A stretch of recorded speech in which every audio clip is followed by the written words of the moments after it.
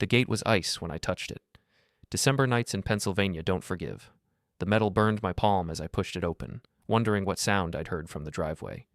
My breath came out in clouds. The street lamp 3 houses down flickered, casting shadows that moved like they were alive. Then I saw him. Eli stood at the edge of my property line, barefoot on concrete that had to be below freezing. 8 years old, my grandson. He wore pajamas, thin cotton things with cartoon dinosaurs, and he was shaking so hard I could see it from 15 feet away. In his arms, he held a puppy. While you're here, don't forget to subscribe, hit the hype button and support this channel with a like, and tell us below. Have you ever faced something like this? Eli? My voice cracked. I was already moving toward him, my slippers crunching on frost. What are you doing out here? He looked up at me with eyes that were too wide, too afraid. The puppy whimpered, and I realized it was shaking too. Mom said I'm not allowed inside. His voice was barely a whisper. I stopped walking. The cold air seemed to freeze in my lungs. What? I found him by the trash cans. Eli's lower lip trembled. I just wanted to bring him in where it's warm, but Mom said we don't have room for animals that need things, and I asked if I could just keep him in my room, and she said... He stopped, swallowed. She said I'm not allowed inside if I bring him in. I looked at my daughter's house, 3 doors down on the other side of the street. Every window blazed with light. I could see movement inside, shadows crossing back and forth behind expensive curtains. They knew he was out here. Come on. I put my hand on his shoulder, feeling how cold his skin was even through the pajama fabric. Both of you, inside, now. Eli didn't move, but Mom said, I don't care what Mom said. I kept my voice gentle, but something in my chest had gone hard and sharp. You're freezing. That puppy's freezing. We're going inside my house and we're getting warm. Understand? He nodded, and I picked him up, puppy and all, and carried them both through my gate, up my driveway, through my front door. His feet were like ice against my arm. My kitchen still held heat from dinner. I set Eli down on a chair and the puppy on the floor, then grabbed the blanket from my reading chair in the living room. I wrapped it around Eli's shoulders, tucking it tight. Don't move. I filled a bowl with warm water and set it on the floor. The puppy, some kind of terrier mix, maybe 12 weeks old, immediately started drinking like it hadn't seen water in days. Then I filled my kettle and put it on the stove. Eli watched me with those huge eyes. Are you mad at me, Grandpa? The question hit me like a physical thing. I stopped moving and looked at him, really looked at him. When had he gotten so thin? When had those shadows appeared under his eyes? No, buddy, I'm not mad at you, not even a little bit. I crouched down so we were eye level. You did the right thing trying to help that puppy. You hear me? The right thing. His eyes filled with tears. Mom says I always make things harder. I pulled him into a hug, blanket and all. He buried his face in my shoulder and didn't cry, which was somehow worse than if he had. The kettle whistled. I made hot chocolate, the real kind with milk and cocoa powder, not the packet stuff. I added an extra marshmallow. While Eli drank it, I found an old towel and made a bed for the puppy by the radiator. The little guy circled twice and collapsed, asleep before his head hit the fabric. Grandpa, Eli's voice was steadier now, warmer. Can I ask you something? Anything. Why doesn't Mom like you anymore? I'd known the question was coming. I'd felt it building for months, maybe years. But hearing it out loud still felt like someone had reached into my chest and squeezed. It's complicated, buddy. That's what grown-ups say when they don't want to explain. He took another sip of hot chocolate. Dad says you're old-fashioned. Mom says you don't understand how things work now. Maybe they're right. But you understand me. That's different. Why? Because you matter more. He smiled at that. Small but real. Then his phone buzzed in his pajama pocket. He pulled it out, looked at the screen, and his whole body tensed. Mom's calling.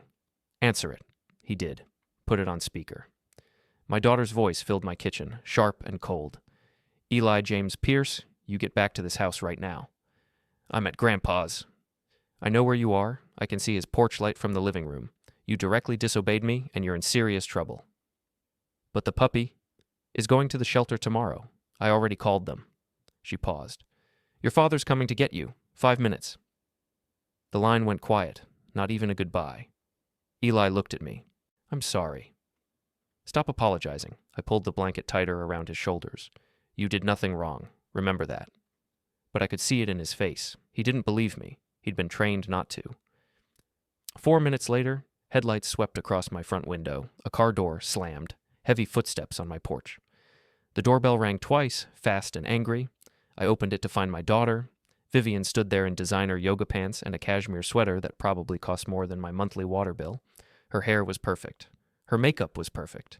Everything about her was carefully constructed to show the world she had it together. But her eyes were cold. "Mom," Eli started. "Car, now."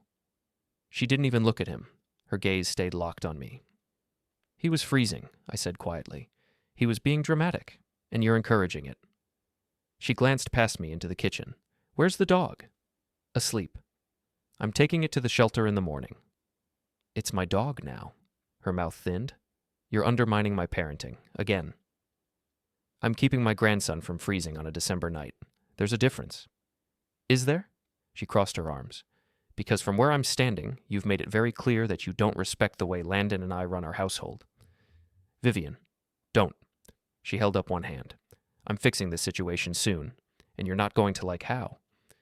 She turned on her heel, grabbed Eli by the wrist, and pulled him toward the car. He looked back at me once, a quick, desperate glance, before she pushed him into the back seat.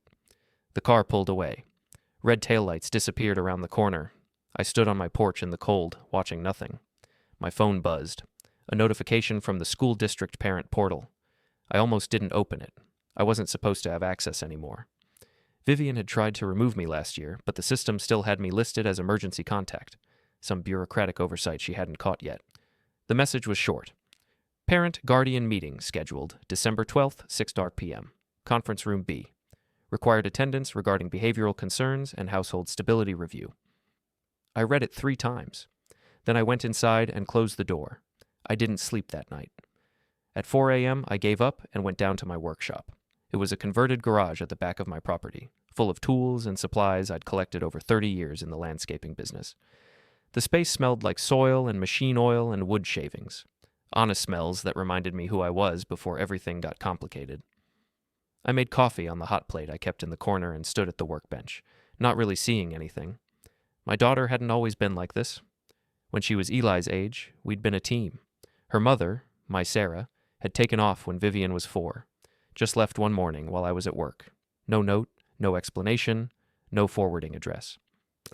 I came home to find Vivian sitting on the kitchen floor, confused and scared, holding her favorite stuffed rabbit. "Where's Mommy?" she'd asked. I'd told her I didn't know, which was true, and I'd made a promise right then, kneeling on that kitchen floor. Whatever it took, I'd make sure Vivian was okay, that she'd never feel abandoned again. I'd kept that promise. Single dad, working 60-hour weeks, making every school play, every parent-teacher conference, every soccer game. I taught her how to ride a bike, how to change a tire, how to stand up for herself. I paid for college, every penny plus room and board, because I wanted her to focus on studying instead of working 3 part-time jobs like I had. I helped with her first apartment, I co-signed her car loan, and when she married Landon 5 years ago, I refinanced my house to help them with the down payment on theirs, because that's what family does. You help, you show up, you don't keep score. Except somewhere along the way, she'd started keeping score, and I was always on the wrong side of it. It started small. Landon making comments about my work clothes being dirty. Vivian sighing when I told stories at dinner, the two of them exchanging looks when I didn't understand some reference to a TV show I'd never watched. "You're so old-fashioned, Dad," she'd say. Sometimes laughing, sometimes not. Then it got bigger. Fewer invitations to dinner, longer gaps between phone calls, a certain tone in her voice when I asked to see Eli, like I was inconveniencing her. And now this. I pulled an old folder from the filing cabinet in the corner. Property records. I'd forgotten I even had these, buried under client contracts and equipment warranties. The top document was the title history for 412 Hillview Lane, my daughter's house. I'd contributed $40,000 to their down payment. Not a loan, a gift, I'd thought at the time, but the documents showed something different. The property was listed under 3 names, Vivian Pierce, Landon Pierce, and Thomas Hale. I'd insisted on it, just in case, just to make sure she always had something stable, even if the marriage went south. She'd laughed at me back then, told me I was being paranoid. Now I stared at that 3rd name and wondered if she'd forgotten it was there. The coffee had gone cold. I checked my phone. 6:47 a.m. Mrs. Rowe would be awake. She was always awake early, working in her garden, even in December. I texted her, Coffee this morning? My treat. 3 dots appeared immediately. Then, Pancake House. 8 cow. I'll grab us a booth. Mrs. Rowe had been my client for 15 years. I maintained her garden, a sprawling half-acre property with raised beds, fruit trees, and a koi pond I'd installed back in 2015. But somewhere along the way, we'd become friends. She was already in a corner booth when I arrived, reading glasses perched on her nose, working a crossword puzzle in pen. "You look terrible," she said as I slid into the seat across from her. "Thanks." "I mean it, Thomas. What's wrong?" The waitress brought coffee. I wrapped both hands around the mug and told Mrs. Rowe everything. The puppy, Eli on my porch, Vivian's cold fury, the school notification.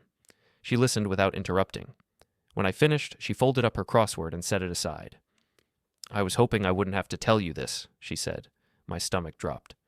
"Tell me what?" "Eli's struggling at school, has been for months."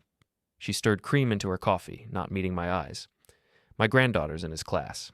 She says he's always apologizing, always anxious. The teacher had to talk to him last week because he wasn't eating lunch, said his parents forgot to pack it, but he didn't want to bother them to bring something." "They forgot?" 3 times in 2 weeks. I set my mug down before I could break it. "Why didn't anyone tell me?" "Because you're not listed as primary guardian anymore. They changed it last month. Vivian went to the office and had all your contact information removed from Eli's file, said you were becoming unreliable in your old age and they couldn't count on you for emergencies anymore." The words hit like a truck. "I'm 58. I know, honey." Mrs. Rowe reached across the table and squeezed my hand. "I'm just telling you what I heard, and there's something else." "What?" "Your daughter and her husband have been telling people they need distance from certain family obligations." That's a direct quote. I heard it at the supermarket last week. My phone buzzed. A text from a client, one of my biggest ones. Estate maintenance for the Morrison property, a massive colonial revival on 12 acres. I'd been working there for 8 years. The text read, "Thomas, we need to talk. Can you stop by today?" I showed Mrs. Rowe. She frowned. "The Morrisons know your daughter?" "Their kids went to school together. Why?" "Just go talk to them. But Thomas?"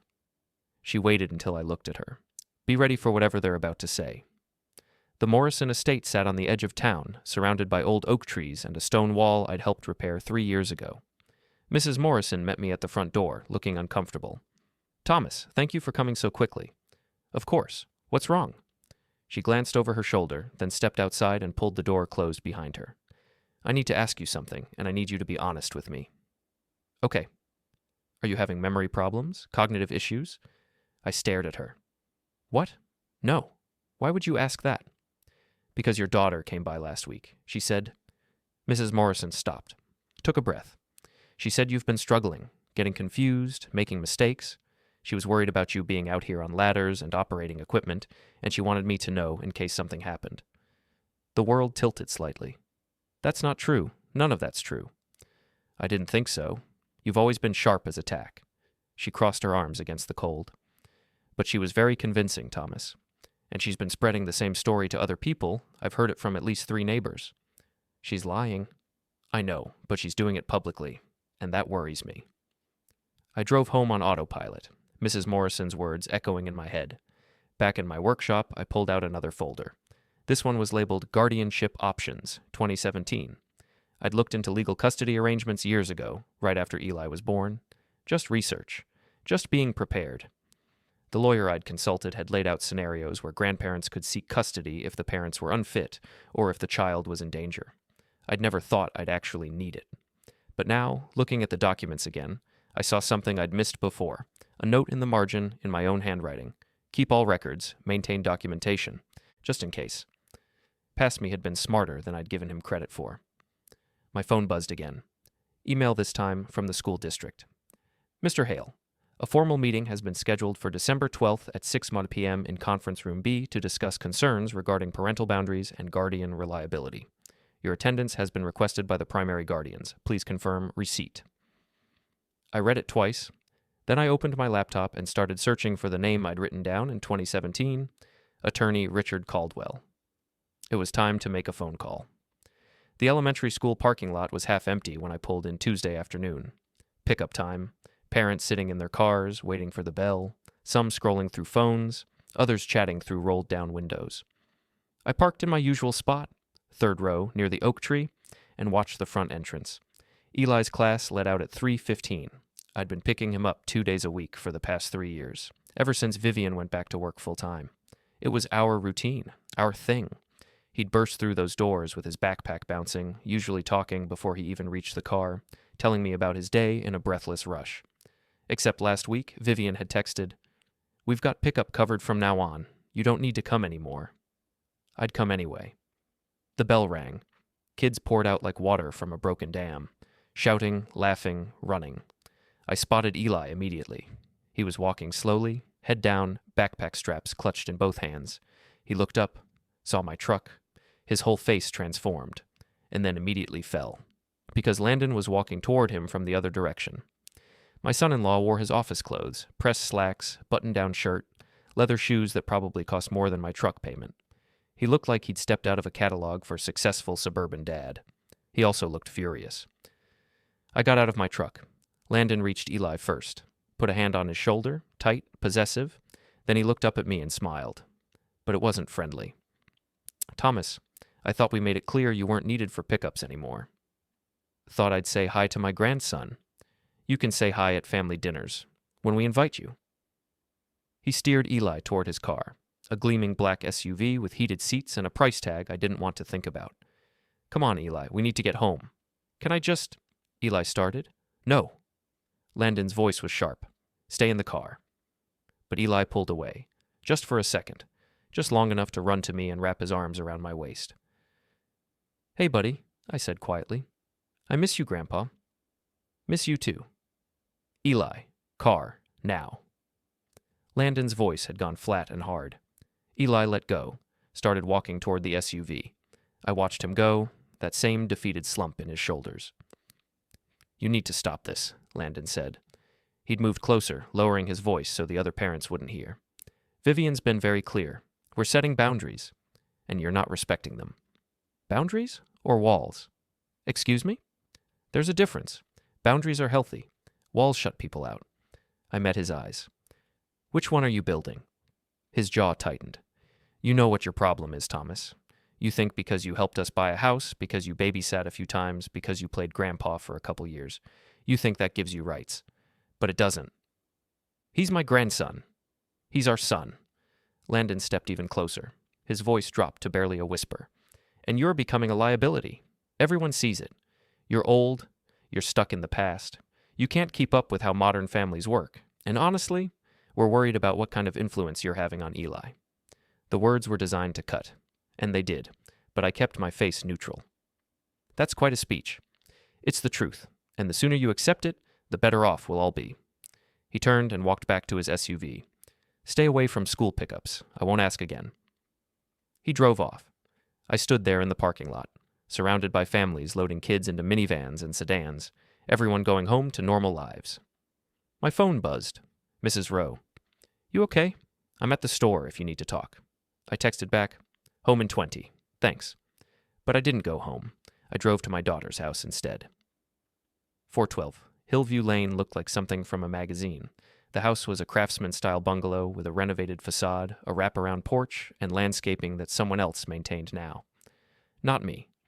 They'd stopped calling me for yard work 2 years ago.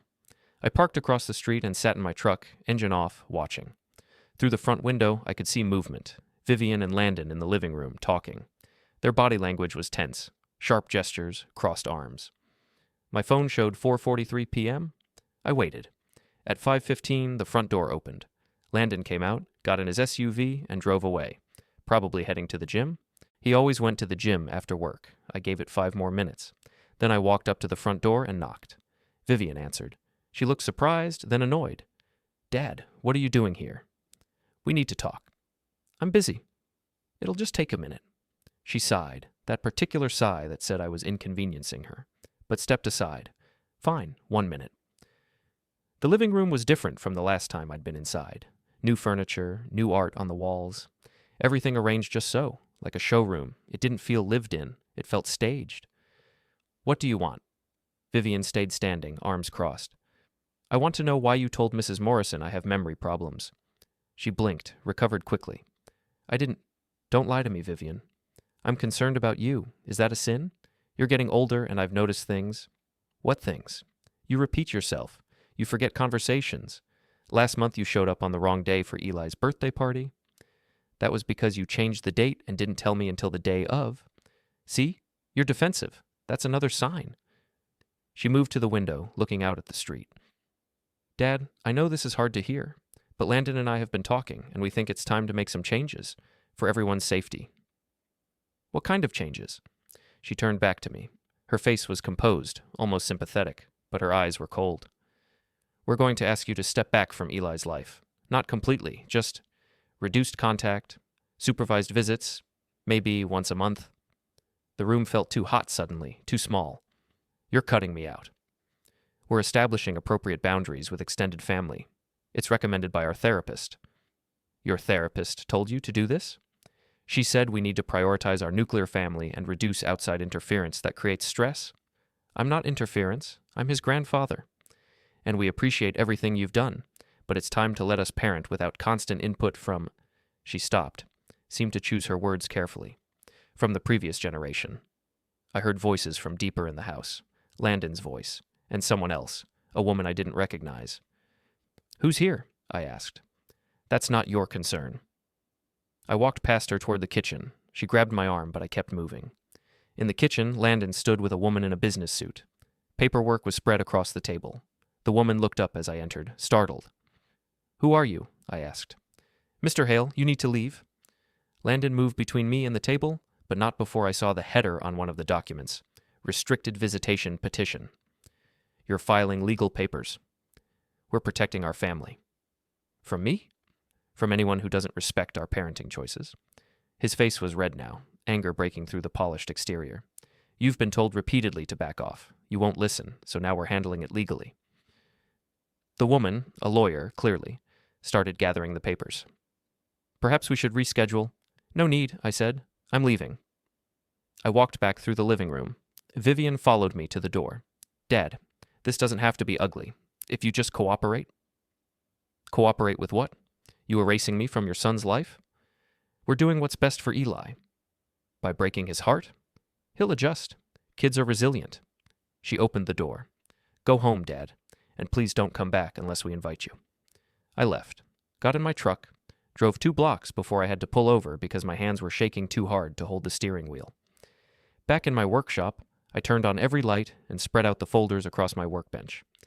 Property records for 412 Hillview Lane, guardianship research from 2017, financial records showing every dollar I'd contributed to their house, their car, their lives, and a business card I dug out of my desk drawer. Richard Caldwell, attorney at law. I'd called him that morning, left a message. He'd texted back an hour ago. Available tomorrow at 10 a.m. Come prepared.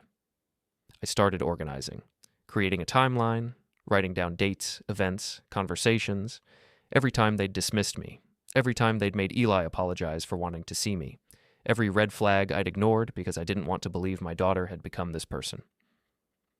My phone buzzed at 8:47 p.m., a school email. Mr. Hale, please confirm your attendance at the meeting scheduled for December 12th, 6 p.m., Conference Room B. This meeting will address concerns raised by the primary guardians regarding boundary violations and reliability issues. Failure to attend may result in administrative action regarding your emergency contact status and school access. I read it 3 times. Then I typed out a response. I'll be there. I hit send and went back to organizing my files. They thought I was weak, old, confused. They were about to learn how wrong they were. Richard Caldwell's office was on the 3rd floor of a brick building downtown, sandwiched between a dentist and an insurance agency. The waiting room smelled like coffee and old books.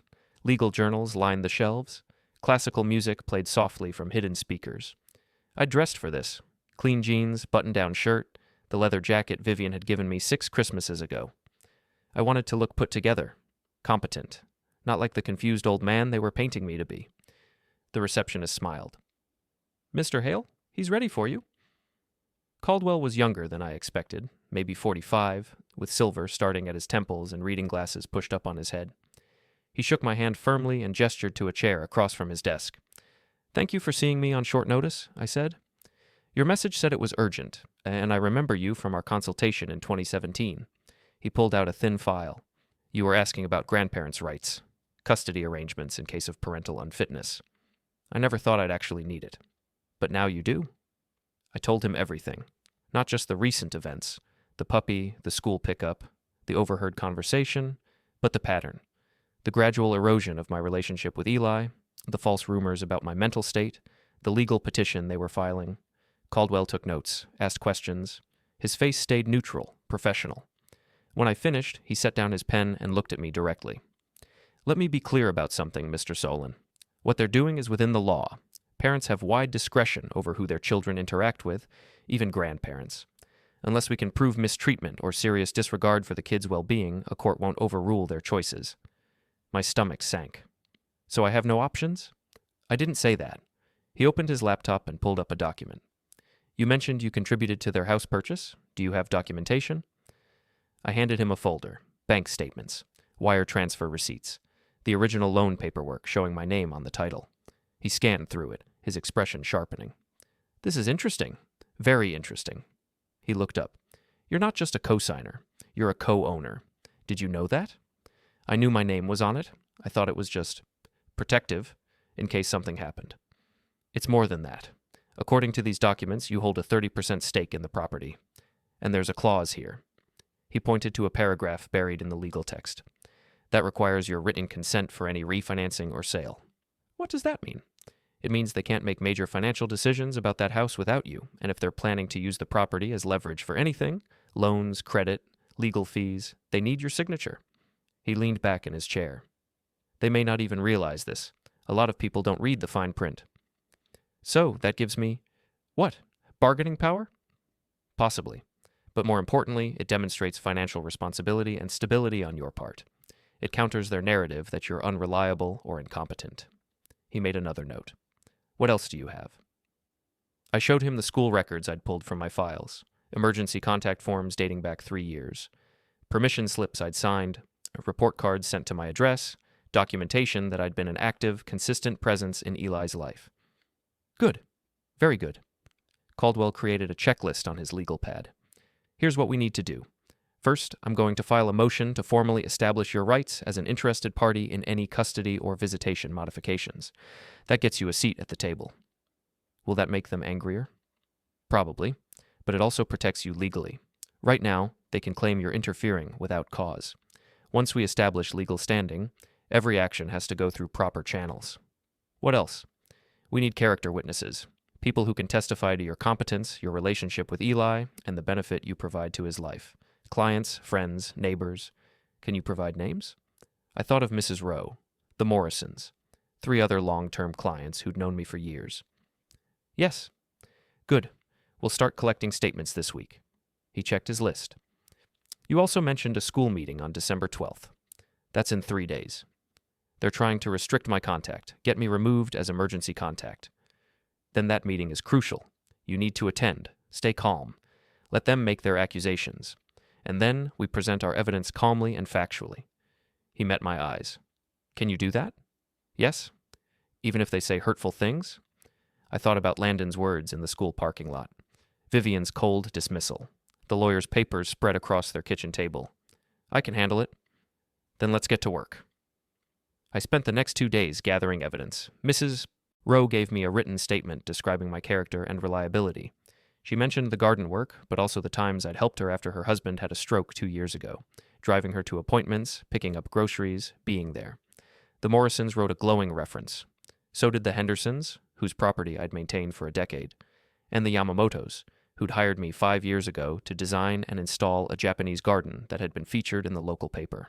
I made copies of everything: financial records, property documents, school forms, a timeline of my involvement in Eli's life, birthdays, holidays, school events, doctor's appointments when his parents were working. On December 11th, Caldwell called. I've filed our preliminary motions. The court has acknowledged your legal interest in matters pertaining to 412 Hillview Lane. That's going to complicate their petition. Have they responded? Not yet, but they will. He paused. How are you holding up? I'm okay. Thomas, I need to prepare you for tomorrow. They're going to attack your character. They'll say you're intrusive, that you don't respect boundaries, that you're possibly experiencing cognitive decline. They may bring up your age, your work, anything they think will make you look unstable. I know. And you can't react, no matter what they say. Stay calm, stay factual. Let your evidence speak for itself. I understand. Good. I'll meet you at the school at 5:45. We'll go in together. That night, I couldn't sleep. I lay in bed staring at the ceiling, listening to the house settle around me. The puppy, I'd named him Scout, was curled up on a blanket by my bed. He'd settled in quickly, like he'd always lived here. At 3 a.m., my phone buzzed. A text from an unknown number. Grandpa, it's Eli. I'm using my friend's phone. Are you coming to the meeting tomorrow? I sat up, typed carefully. Yes. 3 dots appeared, disappeared, appeared again. They said you're going to embarrass us. Dad's really angry. But I want you to come. Is that bad? My chest ached. It's not bad, buddy. I'll be there. Everything's going to be okay. Promise? I looked at the folders stacked on my dresser. All that evidence. All those years of being there, showing up, caring. I promise. The dots vanished. No response after that. I pictured him hiding in a bathroom or a closet, sneaking this conversation while his parents slept. I didn't sleep the rest of the night. The school parking lot was already full when I arrived at 5:45 p.m. December darkness had fallen early, turning the cars into shadowy shapes under weak streetlights. A cold wind cut across the blacktop, carrying the smell of coming snow. Caldwell was waiting by the front entrance, briefcase in hand. He nodded as I approached. Ready? As I'll ever be. Remember, calm and factual. Let them show their hand first. We walked inside. The hallway smelled like floor cleaner and old textbooks. Our footsteps echoed off linoleum. A janitor mopped near the water fountain, barely glancing up as we passed. Conference room B was at the end of the hall, next to the principal's office. Through the small window in the door, I could see people already seated. Caldwell opened the door. The room was set up like a formal hearing. A long table at the front with 3 school board members, 2 women and a man, all wearing business attire and serious expressions. Rows of chairs facing them, most already occupied. Vivian and Landon sat in the front row. A woman I didn't recognize sat beside them. Another lawyer, probably. All 3 turned to look as I entered. Landon's face was stone. Vivian's was harder to read, somewhere between anger and something that might have been guilt. Other parents filled the remaining chairs. I recognized a few from school events. They watched with undisguised curiosity. Mrs. Rowe sat in the back row. She gave me a small nod. I took a seat 3 rows behind my daughter. Caldwell sat beside me and began organizing papers from his briefcase. At exactly 6:02 p.m., the woman in the center of the board table cleared her throat. Thank you all for attending. I'm Patricia Chen, board chair. We're here tonight to address concerns raised by Mr. and Mrs. Pierce regarding contact limitations and emergency guardian designations for their son, Eli Pierce. She looked at me. Mr. Hale, you've been made aware of the nature of these proceedings? Yes, ma'am. Then let's begin. Mrs. Pierce, if you'd like to present your statement. Vivian stood. She dressed carefully, conservative blouse, slacks, minimal jewelry, professional but maternal. She'd always known how to present herself. Thank you for taking time to address this matter. It's difficult for us to bring family issues into a public forum, but we feel we have no choice. She glanced back at me briefly. My father, Thomas Hale, has been a part of my son's life since birth. We've appreciated his involvement, but over the past year we've become increasingly concerned about his behavior and judgment. Can you be specific? Patricia Chen asked. He disregards our parenting decisions. When we set boundaries, he ignores them. Last week, we specifically told our son not to bring a stray animal into our home. My father not only undermined that decision, but encouraged the behavior by taking the animal himself. Murmurs from the other parents. I kept my face neutral. Additionally, Vivian continued, we've noticed signs of cognitive decline. He forgets conversations, he shows up at unexpected times, he repeats himself frequently. Several of our friends and neighbors have expressed concern about his ability to safely supervise a child. More murmurs, louder this time. We're not trying to cut him out completely, Vivian said, her voice softening. We love him, but we need to establish clear boundaries for everyone's well-being, especially Eli's. We're requesting that the school remove him as emergency contact and that any future contact be scheduled and supervised. She sat down. Landon put a hand on her knee. A show of support that looked rehearsed. Patricia Chen made notes. Mr. Hale, would you like to respond? Caldwell stood. My client would, yes. But first, I'd like to establish some context with documentation. He approached the table and handed each board member a folder.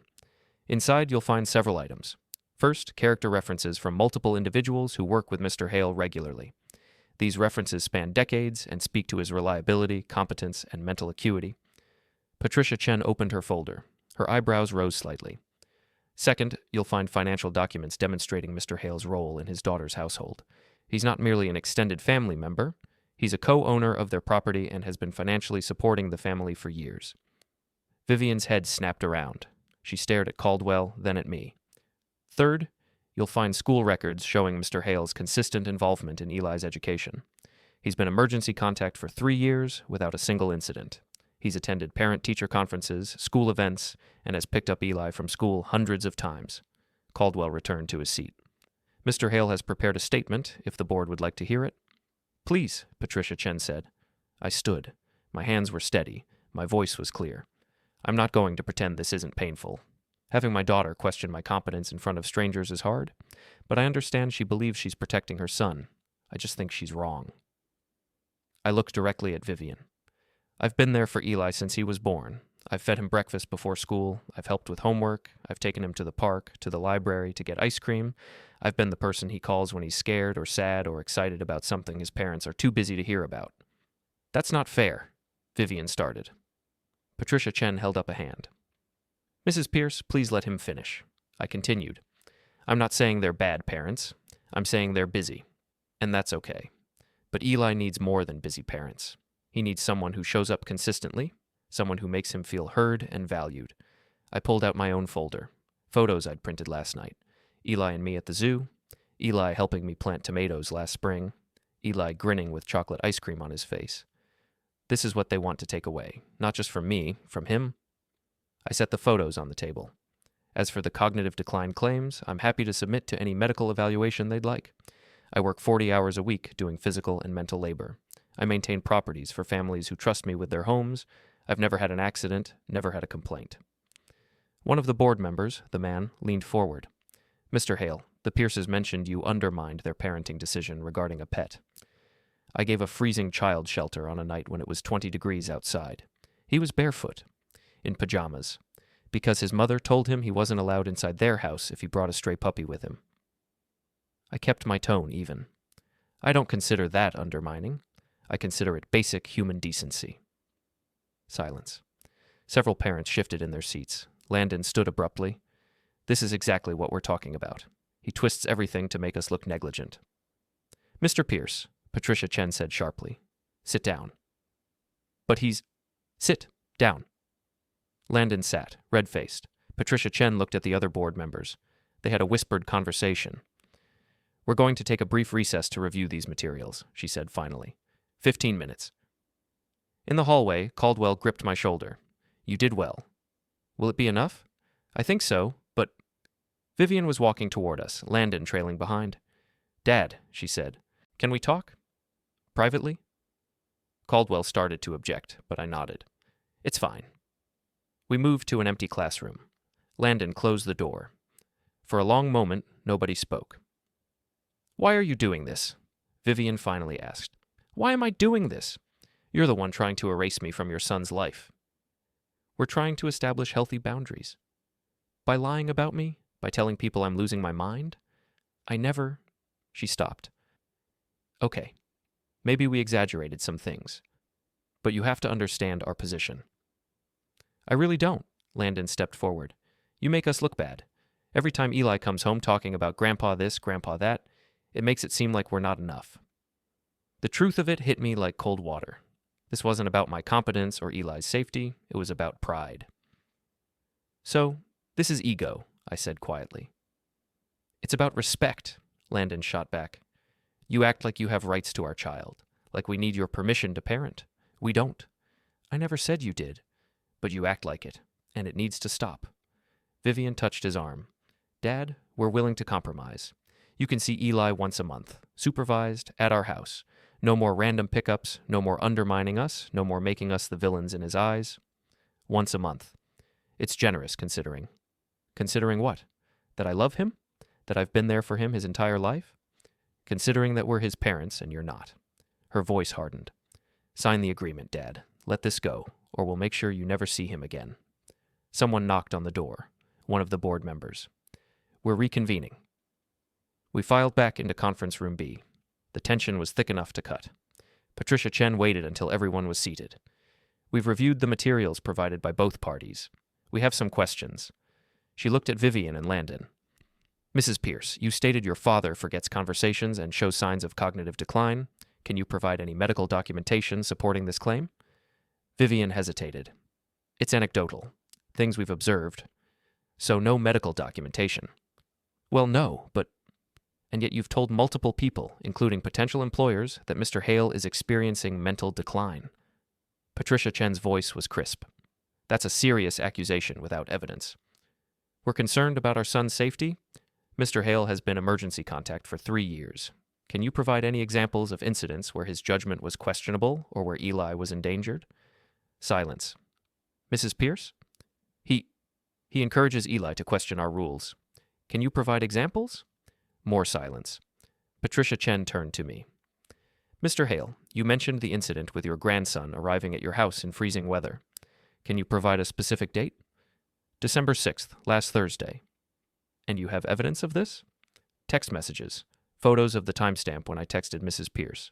Also, the puppy is still at my house. I've taken him to the vet since then. I have the veterinary records showing the date of first visit. Caldwell handed over his phone with the text chain pulled up. Patricia Chen read it. Her expression shifted. Mrs. Pierce, according to these texts, Mr. Hale informed you that Eli was at his house and asked you to pick him up. Your response was... She read directly from the screen. Stop being dramatic. He's fine. I'll get him when I'm ready. She looked up. That was sent 43 minutes after his initial text. I was busy. Your 8-year-old son was at someone else's house, and you waited 43 minutes to respond? He was at his grandfather's house. It wasn't like he was in danger. But according to your petition, you don't trust your father's judgment. So which is it? The room was completely silent. Vivian's mouth opened, closed. She looked at Landon desperately. Landon stood. This is absurd. We're the parents. We have the right to decide who has access to our child.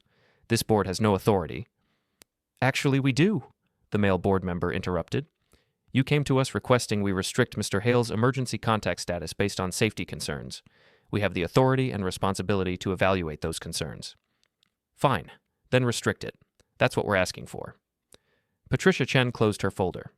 Based on the evidence presented tonight, we see no justification for removing Mr. Hale as emergency contact. His record is exemplary. The concerns raised appear to be personal grievances rather than legitimate safety issues. That's... Vivian started. Furthermore, Patricia Chen continued, we're troubled by the apparent pattern of unsubstantiated claims about Mr. Hale's mental state. Making false statements about someone's competence can be considered defamation, and neglecting to respond promptly when your child is off premises raises questions about supervision. The color drained from Vivian's face. We're denying your petition, Patricia Chen said firmly. Mr. Hale will remain listed as emergency contact. If you have genuine concerns about his competence, we suggest you pursue proper medical evaluation and documentation. Until then, this matter is closed. She looked around the room. Unless there's anything else? Landon's face was red, veins visible in his neck. You can't... We already have, Mr. Pierce. This meeting is adjourned. People started filing out. Whispers filled the hallway. I heard fragments. Can't believe they tried. And poor kid, caught in the middle. Mrs. Rowe caught my eye and gave me a firm nod. Vivian and Landon stood frozen near the front of the room. Their lawyer was speaking to them in low, urgent tones. I walked past them toward the exit. Dad, wait! I stopped, turned. Vivian stood there, her carefully constructed facade crumbling. This isn't over. I think it is. You just humiliated us, in front of the entire school community. I protected my relationship with my grandson. There's a difference. He's our son. Then act like it. The words came out harder than I'd intended. Stop using him as a weapon. Stop trying to erase me to prop up your ego. Just be his parents. That's all I've ever wanted. I walked out into the December night. Behind me, I heard Landon's voice rising, angry and desperate, but I didn't turn around. The next morning, I woke to silence. No angry texts, no threatening calls, just quiet. Scout was asleep on his blanket, paws twitching with dreams. I fed him, made coffee, and stood at my kitchen window watching the sun come up over frost-covered lawns. My phone stayed silent until 9:17 a.m. Then, a call from Caldwell. "Thomas, how are you feeling?" "Tired, relieved maybe." "You should be. The school board meeting went as well as we could have hoped." He paused. "But we need to talk about next steps." "What do you mean?" "Your daughter and son-in-law aren't going to let this go. They've been backed into a corner publicly, and that makes people dangerous." His tone was serious. "I got a call from their attorney this morning. They're planning to escalate." "To what?" "Formal custody restriction filing. They're going to argue that your attempt to maintain contact is actually harmful to Eli's emotional stability. It's a reach, but it's their next move." I sat down at the kitchen table. "Can they do that?" "They can try, but here's the thing. We now have evidence of their pattern of behavior. The school board essentially called out their credibility. That matters in court." He cleared his throat. "I want you to come in this afternoon. We need to prepare a comprehensive response." "I'll be there." After we hung up, I sat in the quiet kitchen for a long time. Then I went to my workshop.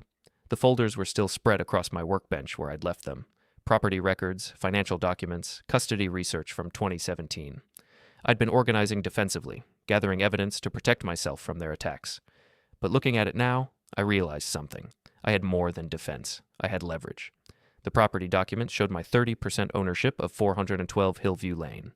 The loan paperwork required my consent for refinancing. And tucked in the back of one folder, I found something I'd completely forgotten. A contractor's lien I'd placed on the property 5 years ago. I'd done work on their house when they first bought it. Landscaping, a new deck, stone pathways. I'd told Vivian not to worry about payment, but she'd insisted on making it official for tax purposes. So we'd drawn up a contract. $30,000 in labor and materials to be paid when financially feasible. They'd never paid it. And according to the contract, that debt could be called at any time. I picked up my phone and called Caldwell back. "I need to add something to our response," I said. At 2:00 p.m., I sat in Caldwell's office while he reviewed the contractor's lien. "This is interesting," he said, reading through the fine print.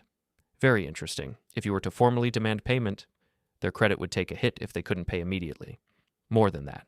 You could force a lien sale if they default. That means—" "I could force them to sell the house." Caldwell set down the document. "I want to be very clear about something, Thomas. Using this kind of leverage in a family dispute is aggressive. It will permanently damage your relationship with your daughter." "That relationship is already damaged." "It could be repaired someday. This would close that door."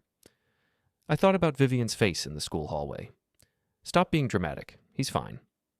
The cold dismissal, the calculated lies about my mental state, the willingness to erase me from Eli's life to protect their pride. "What would you do?" I asked Caldwell. "I'm not you. I don't have a grandson in the middle of this." "But if you did?" He was quiet for a moment. "Then?" "I'd use every legal tool available to protect that relationship, because kids don't stay kids forever, and he'll remember who fought for him." I nodded slowly. "Then let's do this right. I don't want to destroy them. I want them to understand that trying to cut me out has consequences. Then we use this as negotiation leverage. We don't file yet. We present it as an option if they continue their legal efforts." Caldwell made notes. "I'll draft a formal response to their custody petition. We'll include a mention of your property rights and outstanding liens. Make it clear that further legal action from them will trigger reciprocal responses from us." "Will that work?" "Depends how badly they want to avoid financial disaster." He looked up. "Are you prepared for them to hate you for this?" "They already do." "Fair point." I spent the rest of the week working. Normal jobs, normal routines, the Morrison estate, Mrs. Rowe's garden, a new installation at the Henderson property. People asked how I was doing. Word had spread about the school board meeting. Small town, everyone knows everything. Most of the responses were supportive. "Good for you," Mrs. Morrison said, "standing up for yourself like that." "About time someone called out that kind of behavior," a client told me, but a few people were coldly polite. Friends of Vivian's, probably. People who'd heard her version of events and believed it. I didn't care anymore. On December 14th, Caldwell sent me a text. "Our response has been filed. Their attorney received it this morning." I waited for the explosion. It came at 2:47 p.m. Landon showed up at my house. I was in the workshop when I heard tires on gravel. Through the window, I saw Landon's black SUV skid to a stop in my driveway. He got out and slammed the door hard enough that Scout started barking inside the house. I met him at the workshop door. "What the hell do you think you're doing?" His face was red, spittle forming at the corners of his mouth. You'll have to be more specific. The lien, the property claims, the threats about forcing a sale. He stepped closer, invading my space. You're trying to destroy us. I'm protecting my rights. There's a difference. We've given you everything. We let you into our lives, into our home. I paid for that home, $40,000 on the down payment. $30,000 in improvements you never compensated me for. I didn't ask for thanks, but I also didn't ask to be erased. You can't do this. Actually, I can. It's all legal, all documented. I stayed calm, voice level. You started this, Landon. You filed the first petition. You spread lies about my mental state. You tried to use the legal system to cut me out of Eli's life? Because you wouldn't back off? Because you couldn't handle sharing attention with someone who actually cares about that boy? His hand clenched into a fist. For a second, I thought he might actually take a swing. Go ahead, I said quietly. Assault charges would look great in your custody filing. He lowered his hand, but his whole body was shaking with rage. We'll fight this. We'll take you to court. You'll lose. I kept my voice steady. You don't have the money for a prolonged legal battle. I checked. You're leveraged to the limit. 2 car payments, credit card debt, that renovation you did last year. You can't afford both a custody fight and a property dispute. How do you? Public records. It's all public records. I stepped back. Here's what's going to happen, Landon. You're going to drop your petition to restrict my contact with Eli. You're going to stop spreading lies about my competence. And you're going to let me be his grandfather without interference. Or what? Or I call the lien. You'll have 90 days to pay me $30,000 plus 5 years of accumulated interest. If you can't pay, I can force a sale of the property. I let that sink in. Your choice? That's blackmail. That's business and family. Sometimes they're the same thing. He stood there, chest heaving, looking for an angle. He didn't find one. Vivian was right about you, he finally said. You're vindictive, controlling. You can't stand that we have our own lives. I'm standing up for my grandson. If that makes me vindictive in your eyes, I can live with that. He doesn't even like you that much. He just feels sorry for you. The words were designed to hurt. They didn't land. Then you have nothing to worry about. Let me see him, and he'll figure out on his own that I'm not worth his time. I crossed my arms. But we both know that's not what will happen, don't we? Landon's jaw worked silently. Get off my property, I said. He stared at me for another few seconds, then turned and stalked back to his SUV. Tires squealed as he reversed out of my driveway too fast, nearly clipping my mailbox. I watched until he disappeared around the corner. Then I went back inside and called Caldwell. He showed up, made threats. Physical? No, just verbal. But he's rattled. Good. That means they're taking this seriously. Caldwell's voice was satisfied. Give it a day. Their attorney will convince them to negotiate. And if they don't? Then we file the lien formally and let the court handle it. But they'll negotiate. They don't have a choice. That night, I couldn't sleep again. I kept seeing Landon's face. The rage. The desperation. The ugly realization that he'd underestimated me. But more than that, I kept thinking about Eli, caught in the middle of this, watching his parents and grandfather tear each other apart, wondering if he was the cause. He wasn't, but he'd blame himself anyway. That's what kids do. At 11:23 p.m., my phone lit up with a text from Vivian. We need to talk. Just us. Tomorrow at 10 a.m., the coffee shop on Main Street. I stared at the message for a long time. Then I typed back, I'll be there. The coffee shop was nearly empty when I arrived at 9:55 a.m. A few people working on laptops. Soft jazz playing over the speakers. Vivian was already there, sitting in a corner booth. She had a mug in front of her. Tea, probably. I ordered black coffee and joined her. For a minute, neither of us spoke. You look tired, she finally said. So do you. Landon came home yesterday, ranting. He wanted to call the police, claim you threatened him. I didn't threaten anyone. I stated facts. Facts with very clear implications. She looked up at me. Why are you doing this, Dad? You know why. We asked for boundaries, and you responded by threatening to destroy our financial stability. You tried to erase me from Eli's life. Stop. I set my mug down carefully. You weren't establishing boundaries. You were pushing me out, and you know it. She was quiet. Then, maybe we were. But every time Eli comes home from your house, he questions us. He compares us to you. It makes us feel like failures. So this is about ego. It's about feeling like we're enough. Her voice cracked. Your mother left when you were 4, remember? Every time you cried for her, it felt like I'd failed. But I didn't push you away from other people who loved you, because it wasn't about me. It was about you. I leaned forward. That's what this should be about. Eli. Silence. What do you want, Dad? I want to be part of Eli's life, not supervised visits once a month. I want to pick him up from school, take him to the park, be his grandfather. And if we say no, then I use every legal option available, including the lien. She looked down. Landon's going to hate this. Talk fast. Caldwell's deadline is Friday. She left without another word. Tuesday afternoon, Caldwell called. Their attorney contacted me. They want to negotiate. Tomorrow at 2 p.m.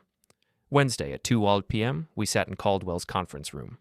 Vivian and Landon with their attorney, a mediator at the head of the table. For 2 hours, we negotiated. They wanted monthly supervised visits. We settled on every other week, unsupervised. They wanted to remove my emergency contact status. I refused. They conceded. They wanted holidays exclusively. We compromised on rotating major holidays. By 4:30 p.m., we had an agreement. Are we agreed? The mediator asked. Vivian and Landon exchanged a long look. Finally, Vivian nodded. Yes. Mr. Hale? Yes. In the parking lot, Vivian caught my arm. Dad, wait. She looked exhausted. I'm sorry. For all of it. The lies, the petition, trying to push you out. I was wrong. Why did you do it?